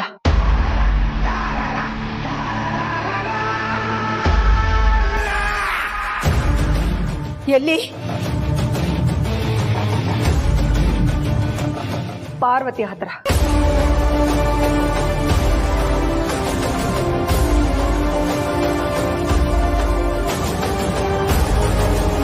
ಪಾರ್ವತಿ ಇತ್ತೀಚೆಗೆ ಮಗುನ ಎಷ್ಟೊಂದು ಹಚ್ಕೊಂಡ್ಬಿಟ್ಟಿದ್ದಾಳೆ ಅಂತ ನಿಮ್ಮೆಲ್ರಿಗೂ ಗೊತ್ತು. ಅದು ಅಲ್ಲದೆ ಬೇರೆ ಮನೆ ಮಾಡೋ ವಿಷಯ ಆದ್ಮೇಲೆ ಅವಳು ಇಲ್ಲಿಗೆ ಬರೋದು ಕಡಿಮೆ ಮಾಡೋದು, ಮಗುನ ನೋಡೋದು ಕಡಿಮೆ ಮಾಡೋದು. ಈಗ ಅವಳ ಮನ್ಸು ತಡಿಲಾರ್ದೆ ಮಗುನ ಅವಳೇ ಎತ್ಕೊಂಡು ಹೋಗಿದ್ದಾರೆ. ರತ್ನವೇಣಿ, ಪಾರ್ವತಿ ಈ ಮನೆ ಹಿರಿ ಸೊಸೆ. ನೀವು ಅವಳ ಬಗ್ಗೆ ಹೀಗೆಲ್ಲ ಮಾತಾಡಕ್ ಮುಂಚೆ 10 ಸಲ ಯೋಚನೆ ಮಾಡಬೇಕು. ಅಯ್ಯೋ ರಘು ಅಣ್ಣ, ನಾನೇನ್ ಪಾರ್ವತಿ ಮಗುನ ಕತ್ಕೊಂಡು ಹೋಗಿದ್ದಾಳೆ ಅಂತ ಹೇಳ್ತಿದ್ದೀನಾ? ಏನು ಆಗಿರಲ್ಲಮ್ಮ, ನಾವು ಹುಡುಕ್ಸೋಣ, ನೀ ಸಮಾಧಾನ ಮಾಡ್ಕೊ. ಜನನಿ, ಮಗು ಕಾಣ್ತಿಲ್ಲ ಅಂತ ಸಾವಿತ್ರಕ್ಕ ಹೇಳಿದ್ರು ನಿಜನಾ? ಹೌದಕ್ಕ, ಮಗು ಕಾಣ್ತಿಲ್ಲ. ಮಗು ಕಾಣ್ತಿಲ್ಲ ಅಂದ್ರೆ ಏನರ್ಥ? ಆ ಮಗುಗಿನ್ನ ಅಂಬೆಗಳು ಕೂಡ ಇಡೋದಕ್ ಬರಲ್ಲ. ಹೀಗಿರ್ಬೇಕಾದ್ರೆ ಹೊಸಲು ದಾಟ್ಕೊಂಡು ಹೇಗೆ ಹೊರಗಡೆ ಹೋಗುತ್ತೆ?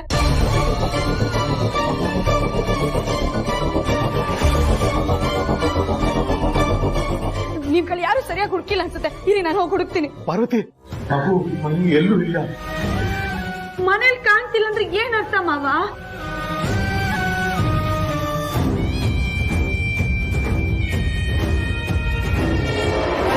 ನಿಮ್ಗಳು ಯಾರು ಸರಿಯಾಗಿ ಹುಡುಕಿಲ್ಲ ಅಂತ. ಇರಿ, ನಾನು ಹೋಗಿ ಹುಡುಕ್ತೀನಿ.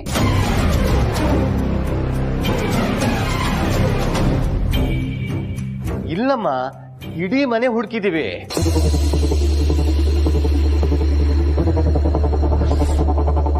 ಮಗುನ ಯಾರೋ ಮನೆಯಿಂದ ಎತ್ಕೊಂಡು ಹೋಗಿದ್ದಾರೆ.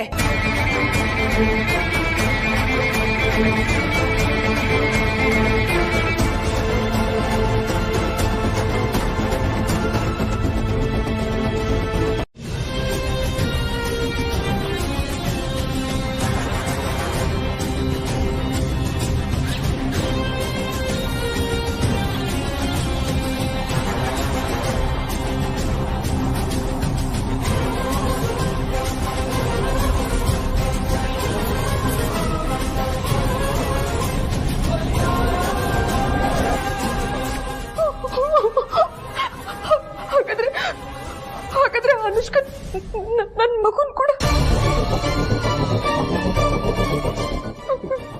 ಜನನಿ, ಏನು ಆಗಿರಲ್ಲ. ಜನನಿ, ಏನು ಆಗಿರಲ್ಲ.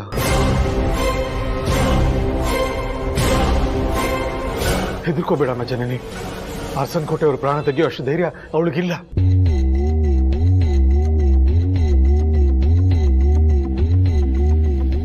ನನ್ನನ್ನು ಕಿಡ್ನಾಪ್ ಮಾಡಿದಾಗ ನನ್ನ ಪ್ರಾಣ ತೆಗಿಬೋದಿತ್ತಲ್ವಾ?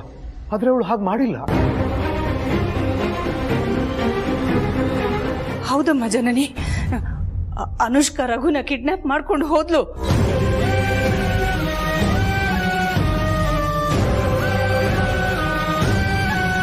ನಮ್ಮನ್ನೆಲ್ಲ ಹೆದರ್ಸಿ ಬೆದರ್ಸಿ ಅವ್ರಿಗೆ ಟಾರ್ಚರ್ ಕೊಟ್ಲು. ಆದ್ರೆ ಪ್ರಾಣ ತೆಗ್ದಿಲ್ಲ. ಮಗುಗೇನು ಆಗಲ್ಲಮ್ಮ, ಏನೂ ಆಗಲ್ಲ. ಏನ್ ಗ್ಯಾರಂಟಿ ಅತ್ತೆ? ಮಾವನ್ ಕಿಡ್ನಾಪ್ ಮಾಡಿದಾಗ ಒಂದ್ ತೊಟ್ಟು ನೀರು ಕೊಡ್ದೆ ಸತ್ತಾಯಿಸಿದ್ಲು. ಈಗ ಅವಳು ಕರ್ಕೊಂಡು ಹೋಗಿರೋದು ಹಸುಗೂಸನ್ನ. ಅದಕ್ಕೆ ಹಾಲು ಕೊಡ್ಲಿಲ್ಲ ಅಂದ್ರೆ ಅದು ಎಷ್ಟು ಅಳುತ್ತೋ ಏನೋ. ಒಂದ್ಸರಿ ಅಳೋದಕ್ಕೆ ಶುರು ಮಾಡಿದ್ರೆ ಇಡೀ ಮನೆಯವ್ರು ಎಷ್ಟೇ ಪ್ರಯತ್ನ ಪಟ್ರು ಅವಳು ಅಳು ನಿಲ್ಸಲ್ಲ ಅಂತ ಗೊತ್ತಲ್ವಾ? ಹೇಗಿದ್ದಾಳು ಆ ಅನುಷ್ಕಾ? ಮಗುಗೆ ಹಾಲಾದ್ರೂ ಕೊಡ್ತಾಳೋ ಇಲ್ವೋ? ಅವಳ ಕೈಗೆ ಮಗು ಸಿಕ್ಕಾಕೊಂಡು ಅದ್ರ ಅವಸ್ಥೆ ಏನಾಗಿರುತ್ತೋ ಏನೋ. ಪ್ಲೀಸ್, ನೀವಿಬ್ರು ಸ್ವಲ್ಪ ಸುಮ್ಮನೆ ಇರ್ತೀರಾ?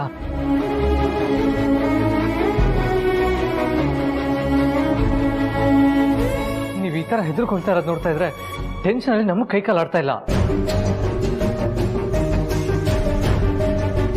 ಅದಕ್ಕೆ ಮಗು ಕಳೆದು ಹೋಗಿದೆ, ಅದನ್ನ ಹೇಗೆ ಹುಡ್ಕೋದು ಅನ್ನೋದ್ರ ಬಗ್ಗೆ ಯೋಚನೆ ಮಾಡೋಣ.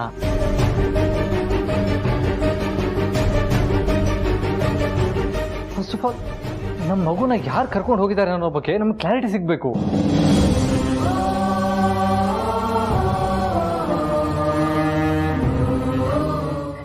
ಏನಲ್ಲಪ್ಪ ಅದೇ ಅನುಷ್ಕಂದೆ ಅವಳದ್ದೇ ಈ ಕೆಲಸ. ಅಮ್ಮ ಅದು ಬರೀ ಡೌಟ್ ಅಷ್ಟೇ ಅಲ್ವಾ?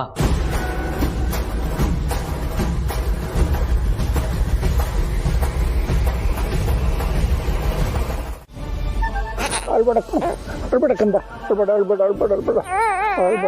ಅಳ್ಬೇಡ ಕಣೋ. ಅಯ್ಯೋ ಏನು ಹಾಲು ಕುಡಿತೀಯಾ?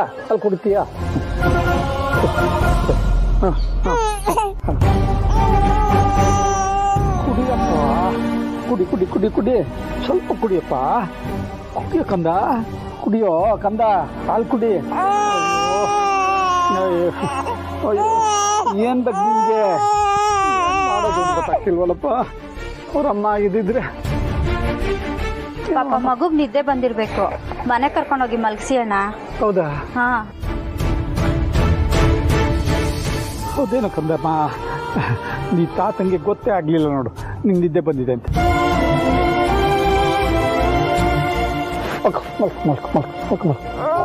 ಕಂದಮ್ಮ.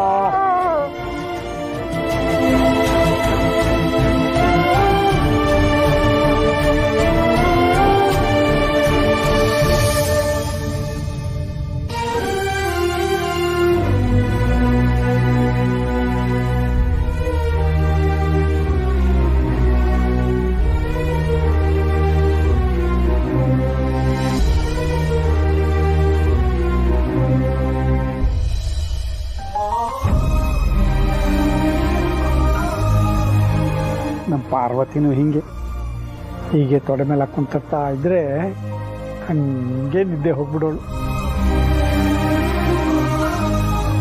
ಪಾರ್ವತಿಗೆ ಇಷ್ಟೊತ್ತಿಗಾಗಲೇ ಮಗು ಕಳೆದಿರೋ ವಿಷಯ ಗೊತ್ತಾಗಿರುತ್ತೆ. ಎಷ್ಟು ನೊಂದ್ಕೊಂಡಿರ್ತಾಳು. ಈಗ ಅವಳು ಮಗು ನೆನ್ಸ್ಕೊಂಡು ಒಂದು ಕ್ಷಣನೂ ನಿದ್ದೆ ಮಾಡಲ್ಲ. ಅಷ್ಟೇ ಏನು ಮಾಡೋದು? ಅವಳ ಭವಿಷ್ಯ ಪೂರ್ತಿ ನೆಮ್ಮದಿಯಾಗಿರ್ಬೇಕು ಅಂದರೆ ನಾನು ಕೆಲಸ ಮಾಡಲೇಬೇಕು.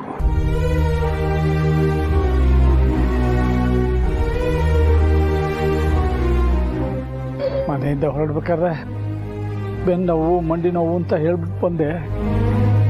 ಆದರೆ ಈಗ ನಿಜವಾಗ್ಲೂ ಕೂತು ಬೆನ್ನು ನೋವು, ಮಂಡಿ ನೋವು ಶುರು ಆಗ್ಬಿಟ್ಟಿದ್ದಿಲ್ಲ. ನನಗೆ ನೋವು ಅಂಥೇಳಿ ಮಗುನ ನೆಲದ ಮೇಲೆ ಮಲ್ಸೋಕ್ಕಾಗಲ್ಲ. ಆಮೇಲೆ ಶೀತ ಗೀತ ಆಡ್ಕೊಂಡ್ಬಿಟ್ರೆ ಇಲ್ಲ ಇದನ್ನ ತಗೊಂಡೋಗಿ ಅವ್ರ ಅಮ್ಮನ ಸೂಪರ್ಗೆ ವಹಿಸೋವರೆಗೂ ನಾನು ಇದನ್ನು ಜೋಪಾನವಾಗಿ ನೋಡ್ಕೋಬೇಕು.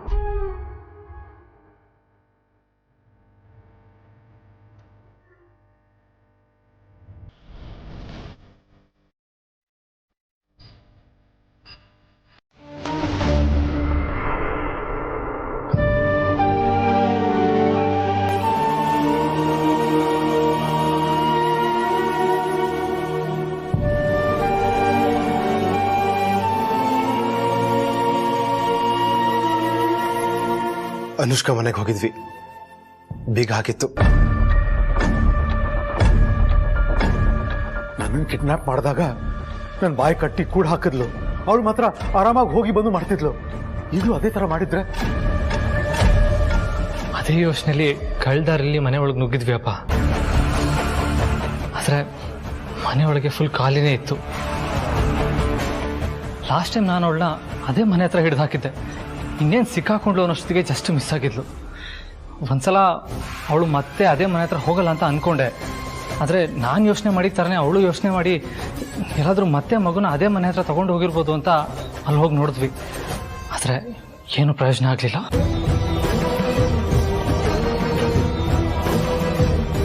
ಅಷ್ಟೇ ಇಲ್ಲ, ಅನುಷ್ಕಾ ಮುಂಚೆ ಅರಸನಕೋಟೆಗೆ ಬಂದು ಹೋಗಿ ಮಾಡ್ತಿದ್ದಾಗ ಅವಳ ಮೆಂಟಾಲಿಟಿ ಏನಂತ ಅರ್ಥ ಆಗಿತ್ತು. ಹಾಗಾಗಿ ಅವಳು ಓಡಾಡ್ಬೋದು ಅನ್ನೋ ಥರ ಎಲ್ಲ ಜಾಗಗಳು, ರೆಸ್ಟೋರೆಂಟ್ಗಳು ಗಲ್ಲಿ ನೋಡ್ಕೋದ್ವಿ. ಆದ್ರೂ ಪತ್ತೇನೇ ಇಲ್ಲ.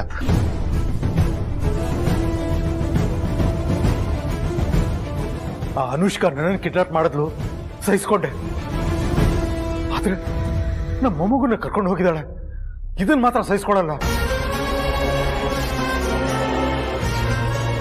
ಅನುಷ್ಕಾ ನನ್ನ ಮೊಮ್ಮಗನ ಮುಟ್ಟಿ ತುಂಬಾ ದೊಡ್ಡ ತಪ್ಪು ಮಾಡ್ಬಿಟ್ಲು.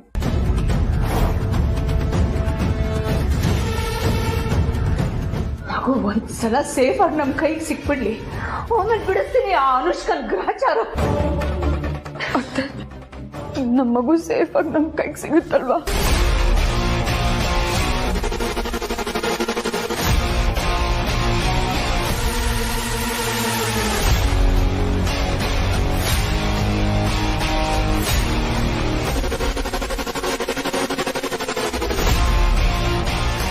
ಅಮ್ಮೋರೆ, ಬೆಳಗಿಂದ ಯಾರು ಒಂದು ತೊಟ್ಟು ನೀರು ಕುಡ್ದಿಲ್ಲ. ಮಗು ಸಿಗುತ್ತೆ, ಎಲ್ಲೂ ಹೋಗಲ್ಲ, ಏನೂ ಆಗಲ್ಲ. ದೇವ್ರ ದೊಡ್ಡವನು. ಬನ್ನಿ, ಎಲ್ಲರೂ ಒಂದೊಂದು ತುತ್ತಾರು ಊಟ ಮಾಡ್ರಿ. ನನ್ನ ಮಗು ಕಾಣಿಸ್ತಿಲ್ಲ ಅಂತ ನಾವು ಒದ್ದಾಡ್ತಿದ್ರೆ ನಿಮಗೆ ಊಟದ ಚಿಂತೆನಾ?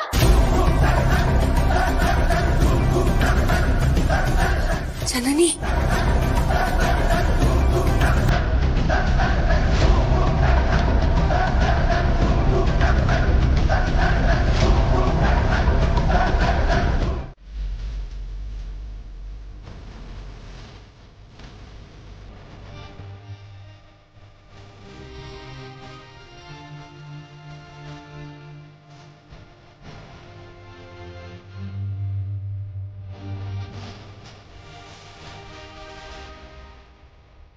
ಏನಪ್ಪ ನೋಡಿ,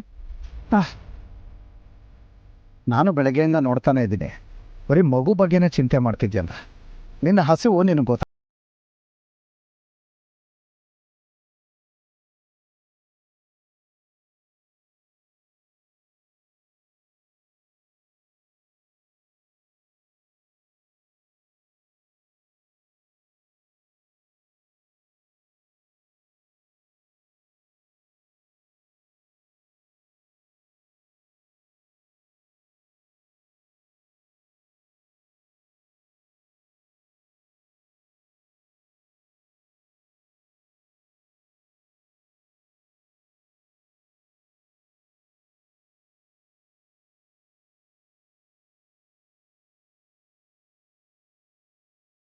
ಇಲ್ಲೇ ಇದ್ದೀರಲ್ಲ,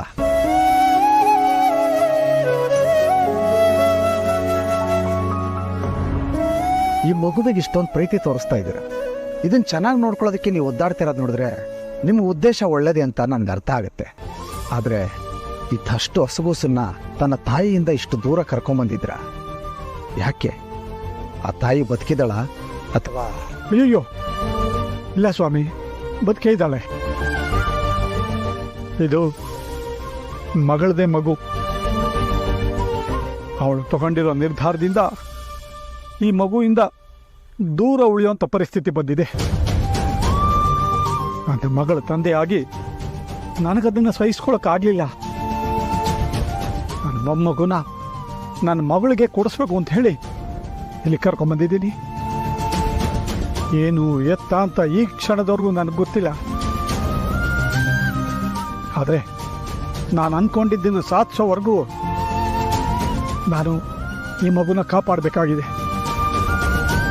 ಅದಕ್ಕೆ ಈ ದೇವರ ಸನ್ನಿಧಿಗಿಂತ ಸುರಕ್ಷಿತವಾದ ಜಾಗ ಇನ್ನೊಂದಿಲ್ಲ ಅಂತ ಇಲ್ಲಿ ಕರ್ಕೊಂಬಂದಿದ್ದೀನಿ. ನನ್ನ ಕಷ್ಟಕ್ಕೊಂದು ಪರಿಹಾರ ಸಿಗೋವರೆಗೂ ನನ್ನ ಮಗು ಜೊತೆ ಇಲ್ಲೇ ದೇವಸ್ಥಾನದಲ್ಲಿ ಇರಬಹುದಾ? ಆದರೆ ಈ ರೀತಿ ಬೇಡ. ತುಂಬ ಎಳೆ ಮಗು, ಮಳೆ, ಚಳಿ, ಗಾಳಿ ಆರೋಗ್ಯದ ದೃಷ್ಟಿಯಿಂದ ಒಳ್ಳೆಯದಲ್ಲ. ನಿಮಗೂ ಕೂಡ. ದೇವಸ್ಥಾನದ ಹಿಂದೆ ನಮ್ಮ ದೇವಸ್ಥಾನದ್ದೇ ಒಂದು ಕೊಠಡಿ ಇದೆ, ನೀವು ಅಲ್ಲಿ ಉಳ್ಕೋಬೋದು.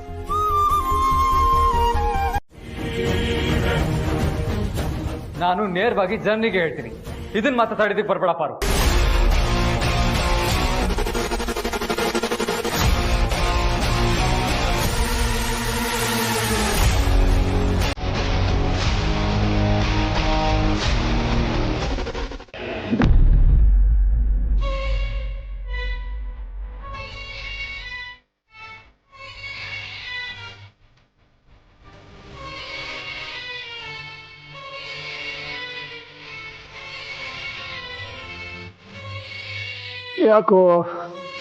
ಯಾಕೋ ಬಂದ?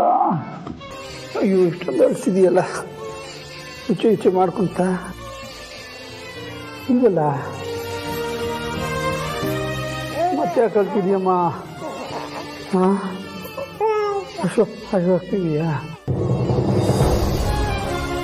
ಮನೆ ಇಂಥದ್ದಿದ್ದ ಹಾಲೆಲ್ಲ ಸಂತೋಷಕ್ಕೆ ಒಂದೇ ಸರ್ತಿ ಕುಡಿಸ್ಬಿಟ್ನಲ್ಲ. ಈಗೇನು ಮಾಡೋದು? ಅಶ್ವಾಗ್ತಿಯೇ ಏನೋ ಇನ್ನು ಏನು ಮಾಡೋದೀಗ? ಆಗಲೇ ಮಧ್ಯರಾತ್ರಿ ಅಂತ ಕಾಣುತ್ತೆ. ಅವ್ರು ಚಿಕ್ಕರಿಗಾದರೂ ಹೇಳ್ಬಿಟ್ಟು ಮಗು ಅವ್ರ ಹತ್ರ ಬಿಟ್ಬಿಟ್ಟು ಮುಂಚೆನೇ ಹಾಲು ತಂದಿಟ್ಕೋಬೇಕಾಗಿತ್ತು. ಮಾಡಲೇಬೇಕಲ್ಲ.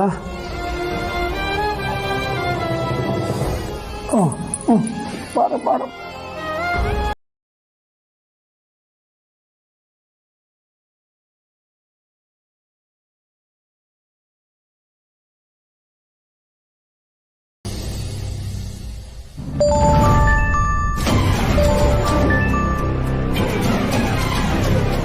ಹಲೋ ಭಾವ, ಮಗು ಬಗ್ಗೆ ಏನಾದರೂ ಗೊತ್ತಾಯ್ತಾ?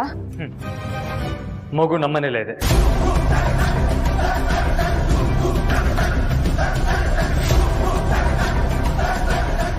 ನಿಮ್ಮನೇಲಿದ್ಯಾ? ಪಾರು ಕತ್ಕೊಂಡ್ಬಂದು ಬಚ್ಚಿಟ್ಟಿದ್ದಾಳೆ.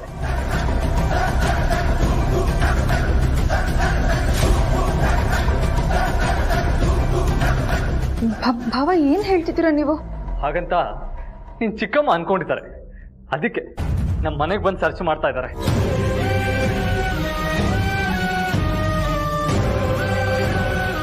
ಯಾರನ್ನೇ ಆಗಲಿ ಪಾರು ಒಂದ್ಸಲ ಇಷ್ಟಪಟ್ರೆ ಸಾಕು, ಅವ್ರನ್ನ ಅತಿಯಾಗಿ ಹಚ್ಕೊಳ್ತಾಳೆ ಅಂತ ನಿನಗೂ ಗೊತ್ತು. ಹಾಗೆ ನಿನ್ ಮಗುನು ಹಚ್ಕೊಂಡಿರ್ಬೋದು. ಹಾಗಂತ ಪಾರು ಮಗುನ್ ಕರಿಬೋದು ಅಂತ ನಿನಗೆ ಅನ್ಸುತ್ತಾ ಚನ್ನಿ?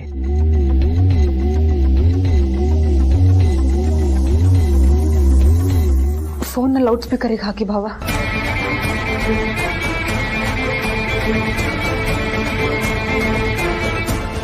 ಹಾಕಿದ್ದೀನಮ್ಮ. ಹಲೋ ಚಿಕ್ಕಮ್ಮ.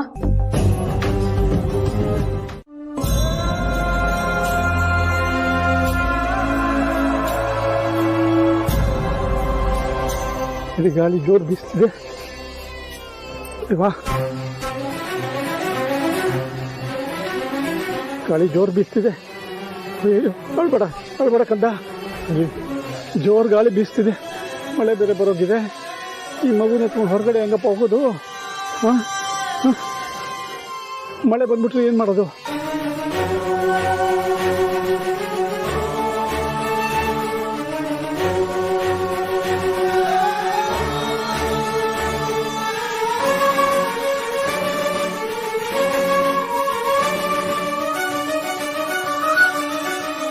ಅಳ್ಬೇಡ. ಯಾರು ಇಲ್ಲದೆ ಇರೋರಿಗೆ ದೇವರೇ ದಿಕ್ಕು ಅಂತಾರೆ. ನಮ್ಮ ಮಗುಗೆ ನೀನೇ ದಿಕ್ಕು ತಂದೆ. ನಾನು ಹಾಲಿನ ವ್ಯವಸ್ಥೆ ಮಾಡ್ಕೊಂಡು ಬರೋವರೆಗೂ ನೀನೇ ಇದನ್ನ ಕಾಯ್ಬೇಕು. ಅಳ್ಬೇಡ. ನೀ ಹಾಲು ತಗೊಂಡ್ಬರ್ತೀನಿ. ನೋಡು, ಸ್ವಾಮಿ ಇದ್ದಾನೆ. ನಿನ್ನ ತಾತ ಇವಾಗ ಹಂಗೆ ಬಂದ್ಬಿಡ್ತಾನೆ. ಆಯ್ತಾ?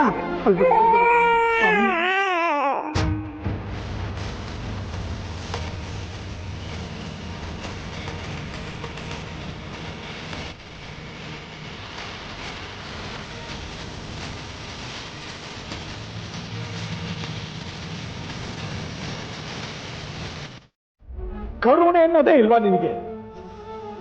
ನಿನ್ನ ನಾವು ಕರುಣಾಕರ ಅಂತ ಮೆರೆಸ್ತೀವಿ. ಅಲ್ಲ, ಕರುಣಾಕರ ಅಲ್ಲ, ನೀನು ಕಲ್ಲು. ಹೃದಯನೇ ಇಲ್ಲದೆ ಇರೋ ಕಲ್ಲು. ಒಂದು ಸಾರ್ತಿ ಮನುಷ್ಯನಾಗಿ ಹುಟ್ಟಿ ಭೂಮಿಗೆ ಬಾರಯ್ಯ. ಆಗ ಗೊತ್ತಾಗುತ್ತೆ ನಿನಗೆ ಮನುಷ್ಯರ ಕಷ್ಟ ಏನು ಅಂತ. ಜಗತ್ತನ್ನೇ ಅರಿಯಲಾರ್ದ ಕಂದ, ಹಸು ಕಂದ ಅದು. ಹಸು ತಾಳಲಾರದೆ ಕಣ್ಣೀರಾಗ್ತಾ ಇದೆ. ಕೋಪದಲ್ಲಿ ಏನು ಅಂದೆ, ನಾನು ತಪ್ಪನ್ನ ಕ್ಷಮಿಸ್ಬಿಡೋ ತಂದೆ. ದಯವಿಟ್ಟು ಕರುಣೆ ತೋರಿಸೋ ಸ್ವಾಮಿ.